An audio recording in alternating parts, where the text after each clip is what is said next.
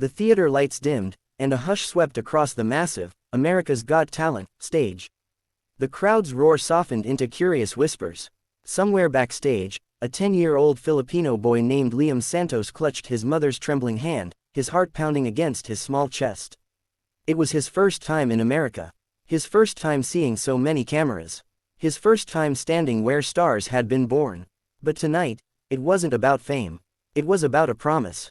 "Do it for Papa, Anak," his mother whispered in Tagalog, pressing a worn-out photo of a smiling man in a white naval uniform into his palm. "He's listening." Liam nodded. His father, once a Navy musician in the Philippines, had been killed 2 years ago during a rescue operation after a devastating typhoon. He had taught Liam every song Elvis Presley ever sang, from Can't Help Falling in Love to Suspicious Minds. And tonight, Liam would sing for him. The stagehand's voice echoed, "Next contestant, Liam Santos from the Philippines." The boy stepped out, his small frame nearly swallowed by the enormity of the AGT stage. His black hair glistened under the spotlights, and his nervous eyes darted toward the judges' table. There they were. Simon Cowell, his famous hand resting against his face, looked at the boy with quiet curiosity. Beside him sat Sofia Vergara, smiling warmly, and Howie Mandel, leaning forward in interest. Heidi Klum gave an encouraging thumbs up. The crowd murmured, some amused, some surprised. A little Filipino kid, Elvis, what could he possibly do? Simon leaned toward his mic. "Hello there, young man. What's your name?" Liam swallowed. My name is Liam, sir.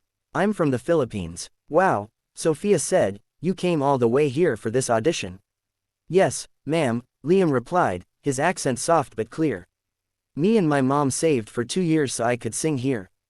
That caught Simon's attention. 2 years, that's dedication. Liam nodded. "My dad loved Elvis. He used to sing for the sailors on the ship. When he went away, I told myself I'll sing for him one day on a big stage."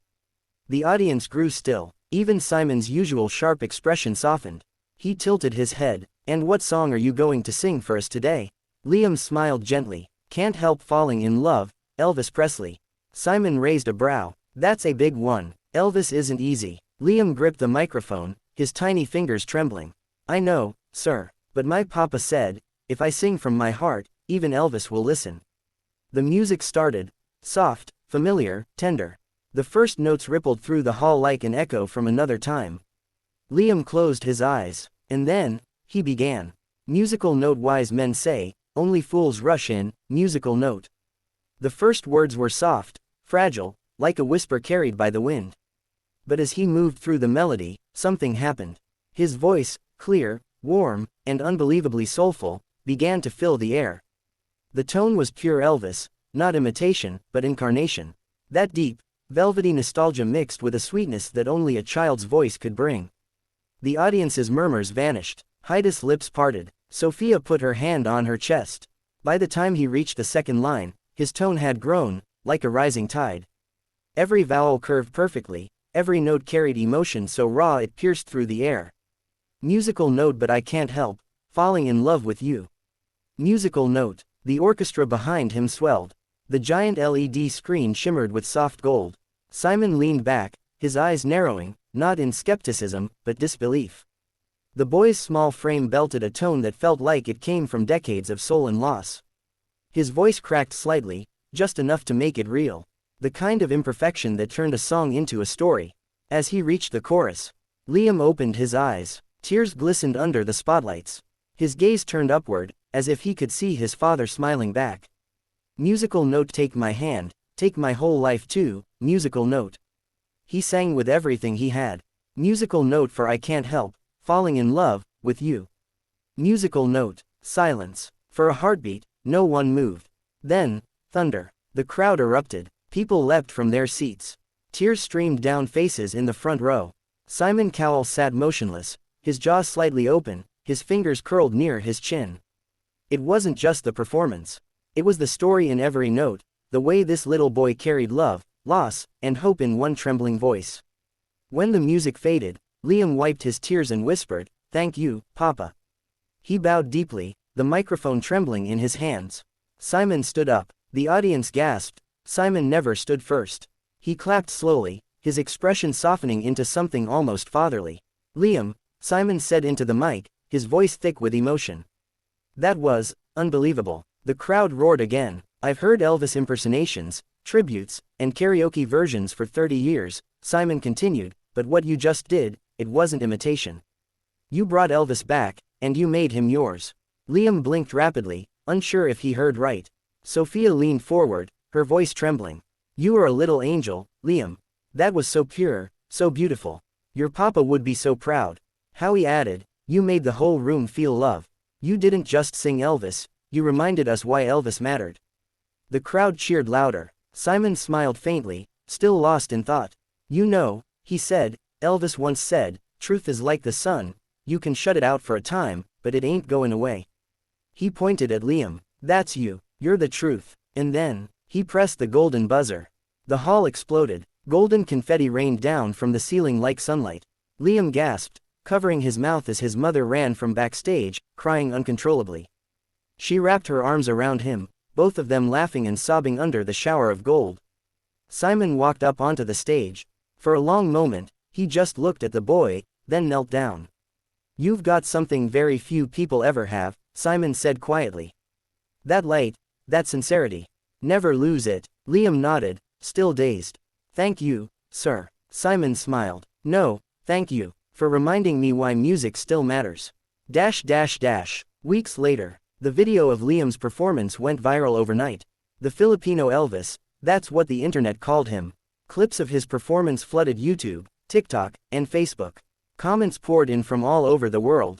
Greater than, I cried. That boy sang like he lived the song. Elvis would be proud. That's not just talent, that's spirit. Back in their small rented apartment in Los Angeles, Liam and his mother sat together on the worn couch, watching the video hit 10 million views. His mother smiled, brushing a strand of hair from his forehead.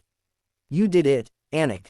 Liam looked down at the photo of his father, now framed on the table. We did it, Mama. But the story didn't end there. AGT semifinals came, and the world waited to see if lightning could strike twice.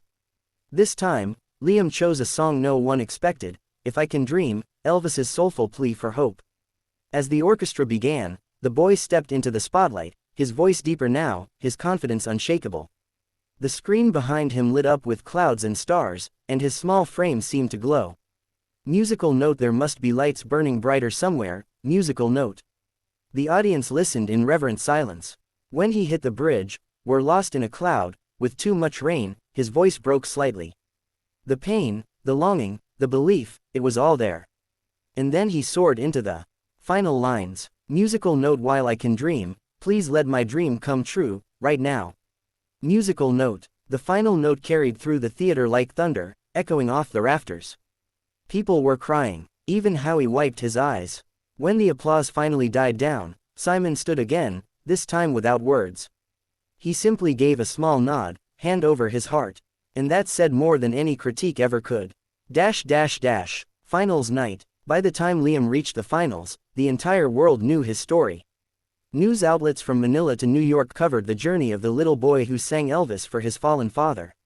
He wore a white suit that night, simple, but elegant, like Elvis himself. When the lights dimmed, and his mother whispered a final, good luck, Liam smiled. I'll sing for Papa again. He walked onto the stage, the crowd chanting his name.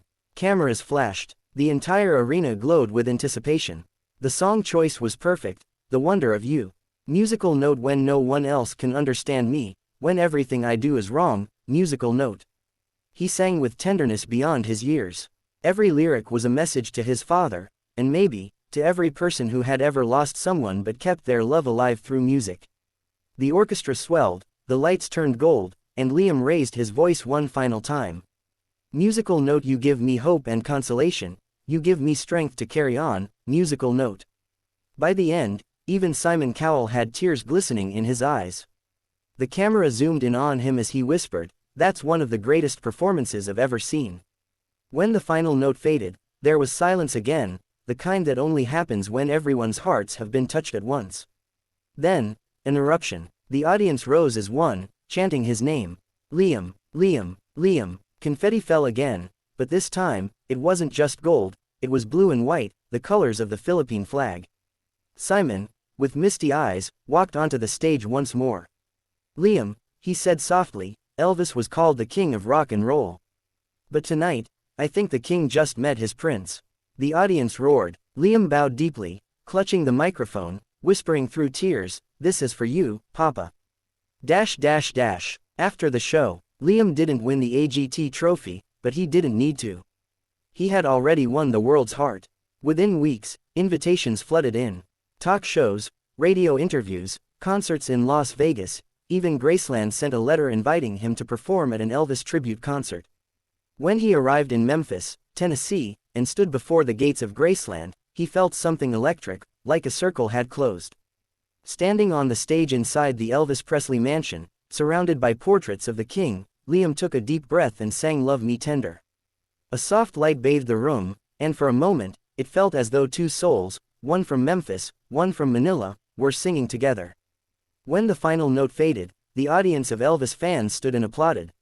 Many wept, among them, Simon Cowell himself, who had flown in quietly to see him perform again. Afterward, Simon met Liam backstage. Do you realize what you've done, Liam? Simon asked. Liam shook his head shyly. You've reminded people what music is supposed to do, not impress, but move. Simon smiled gently, and Elvis would have loved that. Liam grinned, looking up.